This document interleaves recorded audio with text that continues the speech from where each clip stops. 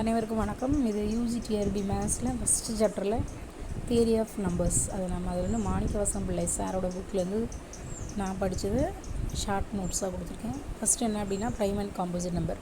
Prime number நமக்கு already தெரியும். ஒரு நம்பருக்கு ரெண்டு ஃபேக்டர் இருக்கும்.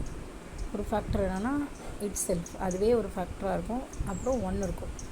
இந்த ரெண்டும் இந்த மாதிரி இருக்கிற நம்பருக்கு பேர் ப்ரைம் நம்பர். இப்போது ஃபார் எக்ஸாம்பிள் 11 எடுக்கிறோம். 11 வந்து 11ஆல் டிவைட் ஆகும், 1ஆல் டிவைட் ஆகும். ஸோ இந்த மாதிரி இருந்துச்சுன்னா இதுக்கு ப்ரைம் நம்பர்னு பேர். பட் இதில் வந்து முக்கியமான விஷயம் என்ன அப்படின்னா 1 அப்படிங்கிறது வந்து ப்ரைம் நம்பர் கிடையாது. அடுத்தது என்ன அப்படின்னா காம்போசிட் நம்பர். காம்போசிட் நம்பர் என்ன அப்படின்னா it has more then 2 factors. அந்த நம்பருக்கு 2 ஃபேக்டரோட அதிகமாக இருக்கும். இப்போ 1 இருக்குது, அதே நம்பர் இருக்குது, அது போக இன்னொரு நம்பர். இப்போ 4 எடுத்துட்டோன்னா 4 வந்து 1ஆல் டிவைட் ஆகும், 4ஆல் டிவைட் ஆகும், எக்ஸ்ட்ரா 12 டிவைட் ஆகும். ஸோ மோர் தென் 2 ஃபேக்டர்ஸ் வந்துருச்சுன்னா that is composite number. So அதுக்கு எக்ஸாம்பிள் வந்து இங்கே இருக்குது. நெக்ஸ்ட்டு பார்த்தோன்னா ஆல்ரெடி நான் சொன்னேன் 1 வந்து ப்ரைம் கிடையாது. அதே மாதிரி 1ங்கிறது காம்போசிட் நம்பரும் கிடையாது. ஸோ 1 இஸ் நெய்தர் ப்ரைம் நார் காம்போசிட். அடுத்து கோப்ரைம் அல்லது ரிலேட்டிவ்லி ப்ரைம் அப்படின்னு நம்ம சொன்னோன்னா அதோட ஜிசிடி வந்து 1 இருக்கும். கிரேட்டஸ்ட் காமன் டிவைசர் வந்து 1. இப்போ இங்கே 2 நம்பர் எடுக்கிறோம். 12 ஒன்று இருக்கும், 17 ஒன்று இருக்கும். இதுக்கு காமனாக 1 தவிர வேறு எந்த நம்பருமே இருக்காது. இதுக்கு பேர் கோப்ரைம். இதில் வந்து கோப்ரைமில் ப்ரைம் நம்பர் தான் வரணும்னு இல்லை. இப்போ 12 வந்து காம்போசிட் நம்பர் தான், பட் அதில் 17ங்கிறது ப்ரைம் நம்பர். இந்த ரெண்டுக்கும் காமனாக ஜிசிடி வந்து 1 தான் இருக்கும். அந்த மாதிரி இருந்துச்சுன்னா அதுக்கு பேர் கோப்ரைம். ஸோ கோப்ரைம் அல்லது ரிலேட்டிவ்லி ப்ரைம் நம்பர்ஸ் வந்து ப்ரைம் நம்பராக இருக்கணுங்கிறது அவசியம் இல்லை. Next sieve of Eratosthenes. இது என்ன அப்படின்னா எப்படி வந்து நம்ம ப்ரைம் நம்பர் கண்டுபிடிக்கணும் அப்படின்னு சொல்லிட்டு போட்டிருப்பாங்க. ஸ்கூல் புக்லேயே போட்டிருப்பாங்க. 1 to 100 போட்டுட்டு பாக்ஸ் போட்டு 100 வரைக்கும் நம்பர் எழுதி அப்புறம் ப்ரைம் நம்பர்ஸை மட்டும் விட்டு காம்போசிட் நம்பர்லாம் கட் பண்ணிகிட்டே வருவாங்க. ஸோ அதுதான் வந்து இதில் போட்டிருக்குது. இதில் என்ன அப்படின்னா ப்ரைம் நம்பர்ஸ் 100 விட கம்மியாக 100க்கு லெஸ் தென் 100க்கு உள்ளே இருக்கிற ப்ரைம் நம்பர்ஸ் லிஸ்ட்டு இதில் இருக்குது.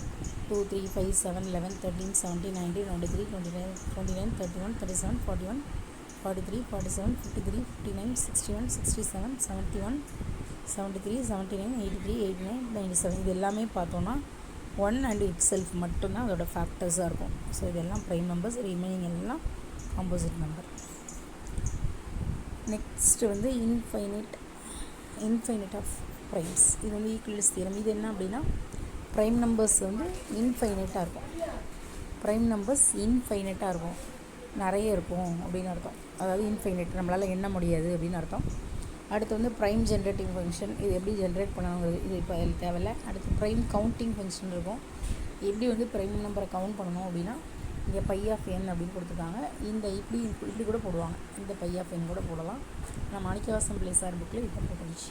ஸோ பை ஆஃப் என் என்ன எப்படி கண்டுபிடிக்கணும் அப்படின்னா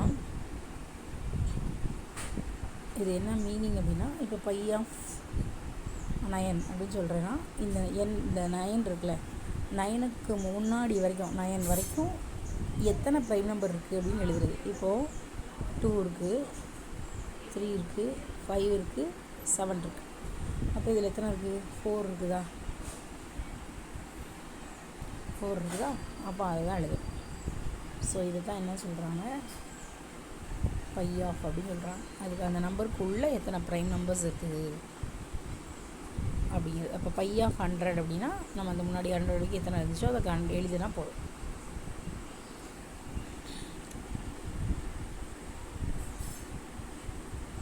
இருக்குல்ல 2 4 6 8 10 12 14 16 18 20 25.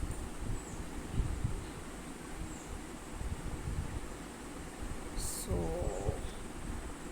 பை ஆஃப் 100 அப்படின்ட்டாங்கன்னா நம்மளுக்கு அது 25 இருக்குது. இதுதான் இதோட மீனிங். அடுத்து ப்ரைம் நம்பர் தியரம் அப்படின்னு ஒன்று கொடுத்துருக்காங்கல்ல, இது என்ன அப்படின்னா எப்படி கண்டுபிடிக்கணும் ப்ரைம் நம்பர் தியரம். இது வந்து எப்படி இந்த ப்ரைம் நம்பர் வந்து பை ஆஃப் என்ங்கிறது எத்தனை நம்பர் இருக்குங்கிறது, அப்புறம் என்னங்கிறது என்ன நம்பர் கொடுத்துருக்காங்களோ அது. இப்போ 100ன்னு வச்சுக்கோங்க. பை ஆஃப் 100ன்னா என்னது 225 வந்துடும். By 100/log 100. அப்போ அது ஒரு 10 வருமா? இதெல்லாம் கேன்சல் பண்ணணும் அப்படின்னு அர்த்தம். அடுத்து ஃபண்டமெண்டல் தியரம் ஆஃப் அரித்மெட்டிக்.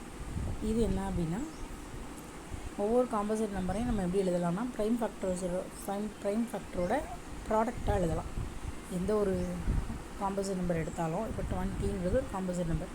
இதை நம்ம எழுதணும்னா 1 × 2 × 5 × 2 இப்படி எழுதுகிறோம். ஸோ இது எல்லாம் பார்த்திங்கன்னா என்னென்னா ப்ரைம் நம்பர். ஸோ ஒரு composite number can be expressed the product of prime numbers.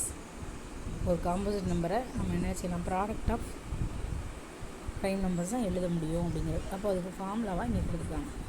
n அப்படின்னா இது ஃபஸ்ட்டு ப்ரைம் நம்பர், அதோட பவர், செகண்ட் ப்ரைம் நம்பர் அதோட பவர், தேர்டு ப்ரைம் நம்பர் அதோட பவர். வேறு எதாவது இருந்துச்சுன்னா இங்கே எஸ் போட்டு இப்படி போட்டுகிட்டே போகலாம், எத்தனை நம்பர் வருதோ அது. அப்போ இதெல்லாம் என்னென்னு பார்த்தோன்னா இதெல்லாம் ப்ரைம் நம்பர், இதெல்லாம் என்னென்னா பவர். அதுதான் இங்கே ப்ரைம்ஸ் அண்ட் இன்டிஜர்ஸ்னு கொடுத்துருக்காங்க. அதே மாதிரி பார்த்தோன்னா ஃபேக்டரைசேஷன் வந்து யூனிக். இது நம்ம நினச்சிக்கணும் பார்த்துக்கணும். Next uniqueness of prime factorisation. இது அதே தான் நம்ம ஏற்கனவே பார்த்தது தான். ப்ரைம் ஃபேக்டரைசேஷன் வந்து எப்படி இருக்கும், எப்போவுமே யூனிக்காக. இந்த 2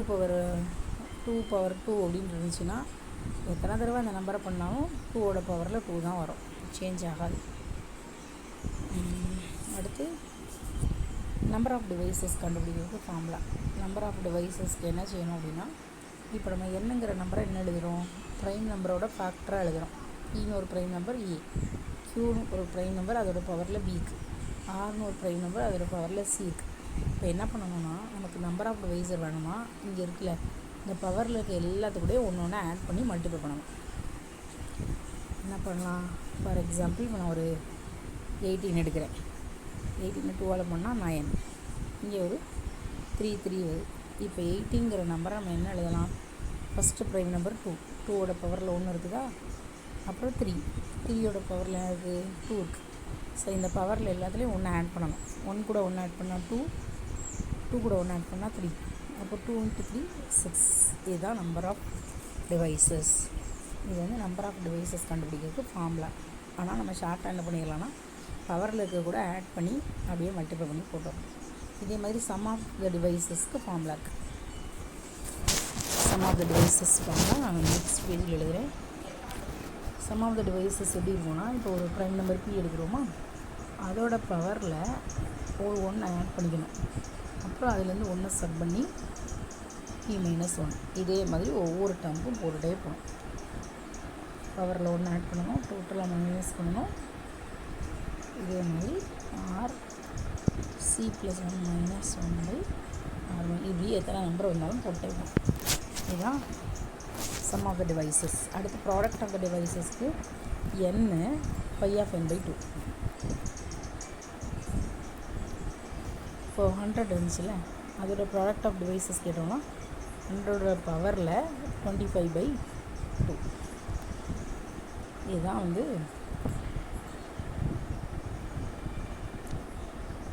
ப்ராடக்ட் ஆஃப் டிவைசஸ். நெக்ஸ்ட்டு வந்து இதில் டின்னு கொடுத்துருக்காங்க, நான் பையன்னு சொல்லியிருக்கேன். அடுத்து இம்பார்ட்டன்ட் ரிசல்ட் கொடுத்துருக்காங்க. என்ன அப்படின்னா, ஒரு டிவைஸரை வந்து நம்ம வந்து இந்த மாதிரி பேராக எழுதலாம். இப்போ இதில் முக்கியமான விஷயம் வந்து இந்த இதுதான். இப்போ n வந்து இந்த என்னங்கிற நம்பர் வந்து ஒரு பெர்ஃபெக்ட் ஸ்கொயராக இருந்துச்சுன்னா நம்பர் ஆஃப் டிவைசஸ் வந்து ஆடாக இருக்கும். n வந்து பெர்ஃபெக்ட் ஸ்கொயராக இருந்துச்சுன்னா இந்த நம்பர் ஆஃப் டிவைசஸ் வந்து ஆடு. இதுவே வந்து n வந்து நாட் அ பெர்ஃபெக்ட் ஸ்கொயர்னால் இதில் வந்து ஈவன் இருக்கும். நம்பர் ஆஃப் டிவைசஸ் வந்து ஈவன் வந்துடும். இது வந்து 1 மார்க்கில் ஒரு வேளை கேட்கலாம். நெக்ஸ்ட்டு இதுக்கு எக்ஸாம்பிள் போட்டிருக்காங்க. இப்போ நம்ம போட்டோம்ல 8 அதே மாதிரி 360க்கு நம்பர் ஆஃப் டிவைசஸ், அதுக்கு வந்து ப்ராடக்ட் ஆஃப் டிவைஸ். நீங்கள் அப்புறமா ஒர்க் அவுட் பண்ணி பார்த்துக்கோங்க. 18 ஆல்ரெடி அங்கேயே சொல்லிட்டேன். இது வந்து நீங்கள் செய்யணும், ஒர்க் அவுட் பண்ணி பார்த்துக்கோங்க. எல்லாம் லென்த்தியாக போயிடும். அதெல்லாம் அடுத்து பெர்ஃபெக்ட் நம்பர் என்னென்னா, அங்கே ஏற்கனவே நான் பார்த்து சொன்னால பெர்ஃபெக்ட் நம்பர். அது என்னென்னா, sum of the proper divisors வந்து என்ன இருக்கணும். இப்போது 18 எடுத்துக்கலாம். 18 வந்து எதெல்லாம் டிவைட் பண்ணோம், 1 2 3 6 18 இதெல்லாம் டிவைட் பண்ணுமா. இதில் 18 விட்டுறணும், இதெல்லாம் ஆட் பண்ணணும். 1 + 2 3, 3 + 3 6, 6 + 6 12. இந்த 12 வந்து நாட் ஈக்குவல் டு 18. அப்போ இது பர்ஃபெக்ட் ஸ்கொயர் கிடையாது. சரியா? ஸோ பர்ஃபெக்ட் ஸ்கொயர்னால் இந்த மாதிரி டிவைசர் எத்தனைன்னு பார்த்துட்டு இந்த டிவைசர் எல்லாத்தையும் ஆட் பண்ணோன்னா ஈக்குவலாக வந்துச்சுன்னா அது வந்து பர்ஃபெக்ட், இல்லைன்னா பர்ஃபெக்ட் கிடையாது, பர்ஃபெக்ட் நம்பர் கிடையாது. இப்போ இதில் இது வந்து இம்பார்ட்டண்ட் ரிசல்ட் தான். 2n - 1 இது வந்து ப்ரைம் நம்பராக இருந்துச்சுன்னா 2n - 1 into 2n - 1 perfect. 2n - 1 வந்து பர்ஃபெக்டாக இருந்துச்சு. ப்ரைமாக இருந்ததுன்னா இந்த நம்பர் வந்து பர்ஃபெக்ட் ஆகிடும். இது ஒரு ரிசல்ட். அடுத்து இம்பார்ட்டன்ட் தியரம் வந்து ஃபெர்மாட்ஸ் தியரம். a⁻p - 1 இஸ் அல்லது கான்கரண்ட் டு 1 mod p. இது லிட்டில் ஃபெர்மாட்ஸ் தியரம் கூட சொல்லுவாங்க. வில்சன் என்னென்னா p - 1 factorial is concurrent to -1 mod p. Euler's theorem என்னென்னா a⁻π(n) is concurrent to 1 mod. அப்புறம் ஹெய்லி ஹாமில்டன் தியரம் வந்து ஒவ்வொரு மேட்ரிக்ஸும் அதோட ஓன் கேரக்டரிஸ்டிக் ஈக்குவேஷனும் சால்வ் பண்ணும். அப்புறம் எக்ஸசைஸில் இந்த ப்ராப்ளம்லாம் கொடுத்துருக்காங்க. இதில் நீங்கள் கண்டுபிடிக்க வேண்டியது என்ன அப்படின்னா இந்த இருக்கலாம் 480க்கு நீங்கள் வந்து ஃபேக்டர்ஸ் டிவைசஸ் கண்டுபிடிச்சி பாருங்கள். அதில் எக்ஸ்க்ளூட்